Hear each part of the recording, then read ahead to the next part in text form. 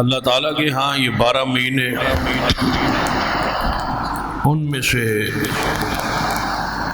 یہ حرمت والا مہینہ ماہ محرم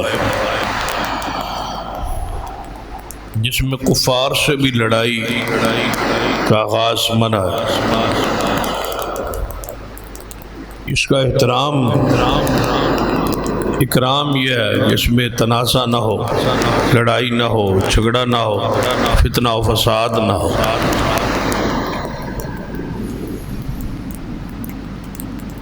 اور اس کی دوسری فضیلت کہ نبی علیہ الصلوۃ والسلام نے فرمایا کہ ماہ رمضان کے بعد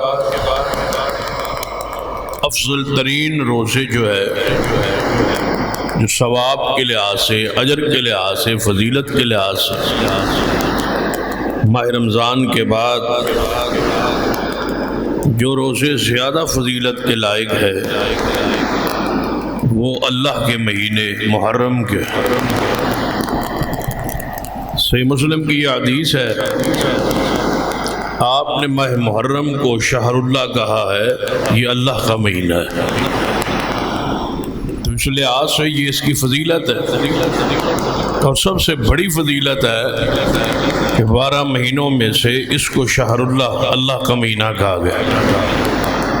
جیسے دنیا میں بے شمار مساجد ہیں لیکن مسجد حرام کو بیت اللہ کہا گیا، یہ نسبت تشریفی ہے، جو اس کا شرف ہے، جو اس کا اکرام ہے، جو اس کی اہمیت کو، شرافت کو، عزت کو اجاگر کرتے ہیں۔ اسی طرح جتنی اونٹنیاں ہیں وہ سب اللہ نے پیدا کی، لیکن ایک اونٹنی ہے صالح علیہ السلام کی قوم کے لیے جو نشانی کے طور پہ پہاڑ سے نکلی تھی، جسے ناقۃ اللہ کہا جاتا ہے۔ اسی طرح یہ اللہ کی طرف جو نسبت ہے یہ انسان کو شرف دیتی ہے، مقام دیتی ہے، جیسے ابراہیم خلیل اللہ ہے، محمد مصطفیٰ صلی اللہ علیہ وسلم حبیب اللہ ہے، اسی طرح یہ ماہ محرم شہر اللہ، اللہ کا مہینہ ہے، یہ اس کی عزت اور وقار کے لیے یہ حدیث کافی ہے۔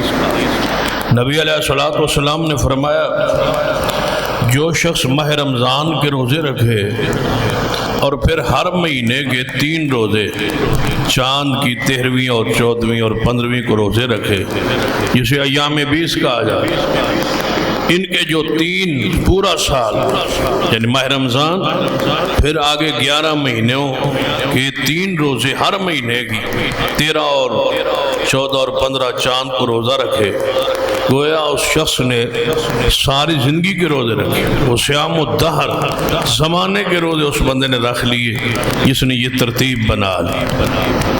پھر آپ نے فرمایا کہ ان کے علاوہ جو بندہ یوم عرفہ کا روزہ رکھے یعنی کہ 9 ذی الحج کا، تو اللہ تعالیٰ اس کے 2 سالوں کے، آئندہ 1 سال اور ایک گزشتہ سال، اللہ 2 سالوں کے گناہوں کو معاف کر دے۔ پھر نبی علیہ الصلوۃ والسلام نے فرمایا جو بندہ محرم کے یوم عاشورہ کا روزہ رکھتا ہے تو اللہ تعالیٰ ایک گزشتہ سال کے روزے اس کے گناہ اس کے معاف کر دے۔ تو یہ فضیلت ہے اس ماہ محرم۔ نبی علیہ الصلوۃ والسلام کی حدیث سے یہ پتہ چلتا ہے کہ ماہ محرم کا، یوم عاشورہ کا، 10 محرم کا روزہ فرض تھا شروع اسلام، لیکن جب ماہ رمضان کے روزے فرض کر دیے گئے تو پھر اللہ تعالیٰ نے اس کو ہمارے لیے نفل کر دیا کہ یہ 10 محرم کا روزہ آپ پر نفل ہے، یعنی رکھ لے تو ثواب و اجر ہے، نہ رکھے تو مواخذہ پکڑ نہیں ہے، لیکن اس کے باوجود یہ روزہ مستحب ہے، مسنون ہے، مشروع ہے، اس کا اجر ہے، اس کا ثواب ہے کہ سال کے گناہ اللہ تعالیٰ معاف فرماتا ہے۔ اس کی وجہ روزہ رکھنے کی وہ حدیث میں موجود۔ دیکھیں ہمارا معاشرہ بالکل الٹ چل رہا ہے کہ ہم اس دن سبیلے لگاتے، لوگوں کو پانی پلاتے، پتہ نہیں کس یاد میں یہ سب کچھ ہوتا ہے۔ اسلام میں تو اس دن کا روزہ ہے، تو بھلا روزے کی حالت میں سبیلیں کیسے ہوں؟ مسنون عمل چھوڑ کے، مشروع عمل چھوڑ کے، جس پر ثواب ہے، جس پر بشارت ہے، جس پر مسلمانوں کا عمل ہے، اس کو چھوڑ کے ایک بدعی کام کرنا، اللہ تعالی ہمیں ایسی بدعات سے محفوظ رکھے۔ سیدنا حسین رضی اللہ تعالیٰ عنہ شہادت کا واقعہ بہت بعد کا ہے۔ ماہ محرم کا یہ روزہ نبی اکرم صلی اللہ علیہ وسلم نے اس کی وضاحت خود فرمائی ہے، حدیث میں اس کی صراحت موجود کہ جب آپ مدینہ طیبہ میں ہجرت کر کے تشریف لے آئے تو یہاں یہودی بستے تھے، عیسائی بستے تھے، تو یہودی 10 محرم کا روزہ رکھتے تھے۔ تو نبی علیہ السلام نے پوچھا کہ 10 محرم کا یہودی روزہ کیوں رکھتے؟ یہودیوں سے یہ پوچھا گیا کہ آپ یہ روزہ کیوں رکھتے؟ تو یہودیوں نے بتایا کہ ہمارا یہ روزہ جو ہے یوم تشکر کے طور پر ہے۔ اس دن اللہ تبارک و تعالیٰ نے موسیٰ علیہ السلام کو فرعون سے نجات دی تھی۔ فرعون غرق ہوا تھا، موسیٰ علیہ السلام اور آپ کی قوم کو اللہ تعالیٰ نے بحفاظت دریا سے پار کر دیا۔ تو ہم اس کے تشکر کے طور پر اللہ کا شکر ادا کرتے ہوئے ہم یہ روزہ رکھتے ہیں۔ اب آپ دیکھیں کہ وہ غیر مسلم ہے، یہودی ہے، لیکن یوم تشکر منانے کا جو انداز ہے وہ روزہ ہے۔ ہمارا یوم تشکر کیسے ہوتا ہے؟ لعب سے، لعب سے، کھیل سے، تماشے سے، پٹاخوں سے، آتش بازی سے، فحاشی سے، بے حیائی سے، مرد عورتوں کے اختلاط سے یہ شکر منایا جا رہا ہے۔ کس سے؟ اللہ سے۔ کیا کر کے؟ گناہ کر کے۔ یہودی مغصوب قوم، ملعون قوم، بری قوم ہے، لیکن اس کے باوجود اللہ کا شکر ادا کرتی ہے۔ انداز کیا ہے کہ روزہ رکھتے، وہ روزہ رکھتے تھے۔ تو نبی علیہ السلام نے فرمایا فَنَحْنُ أَحَقُّ وَأَوْلَىٰ بِمُوسَىٰ مِنْكُمْ، تم سے تو ہم زیادہ قریبی ہے موسیٰ علیہ السلام۔ ان کا اور ہمارا عقیدہ ہے، آپ تو موسیٰ علیہ السلام کے دین پر ہی نہیں، صرف نسبت ہے، اس کے علاوہ تو آپ ان کے دین کو، ان کے منہج کو چھوڑ چکے۔ لعن اللہ الیہود والنصارى اتخذوا قبور انبیائہم مساجد۔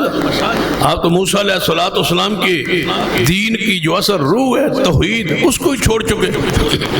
تو موسیٰ علیہ السلام کے تو زیادہ قریبی تعلق ہمارا ہے، تو ہم بھی 10 محرم کا روزہ رکھے۔ نبی علیہ السلام نے 10 محرم کے روزے کو مشروع قرار دے دیا، اسی وجہ سے کہ اس دن کو اللہ تبارک و تعالی نے موسیٰ علیہ السلام کو فرعون کے ظلم سے، تشدد سے آپ کو اور آپ کی قوم کو نجات بخش۔ نبی علیہ السلام خود بھی سوموار کو روزہ رکھتے تھے، ہر سوموار کو۔ پوچھا کہ آپ کیوں رکھتے ہیں؟ فرمایا میں اس دن پیدا ہوں، اپنی ولادت کا میرا دن ہے، اس دن اللہ تعالیٰ نے مجھے جو ہے نبوت بخشی، اس دن اللہ تعالیٰ نے مجھے دنیا میں پیدا کی ہے، تو میں روزہ رکھتا ہوں۔ تو نبی علیہ السلام اپنی ولادت کے دن روزہ رکھ رہے، اپنی بعثت کے دن روزہ رکھ رہے۔ تو آپ نے فرمایا موسیٰ علیہ السلام کہ زیادہ محبت تعلق تو ہمارا ہے، ہم ان کے دین پر ہیں، وہ ہمارے دین پر، ہم بھائی ہیں ان کے، تو ہم روزہ رکھے۔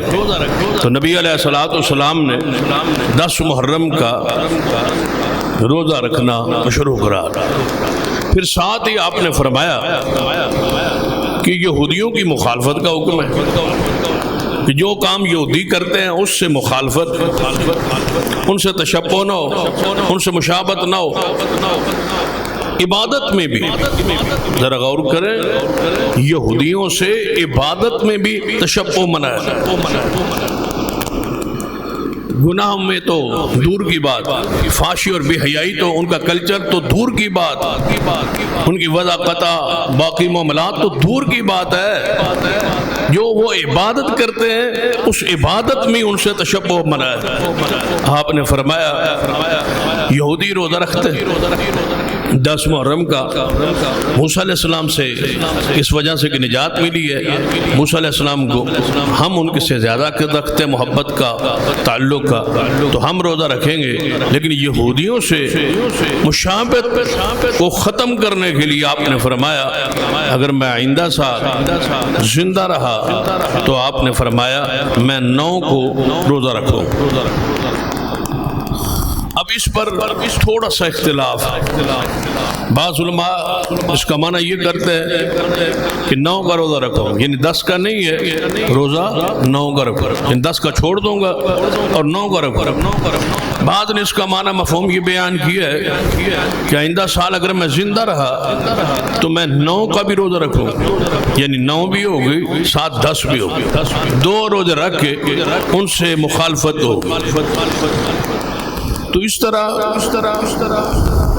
ہمارا رجحان اسی طرف ہے کہ 2 روزے رکھے 9 اور 10 کو، تاکہ یہودیوں سے مخالفت بھی آ جائے اور موسیٰ علیہ السلام سے محبت عقیدت بھی ہو جائے اور محمد مصطفیٰ صلی اللہ علیہ وسلم کا طریقہ اور سنت بھی پوری ہو جائے، کہ 9 کو بھی روزہ ہو اور 10 کا روزہ بھی۔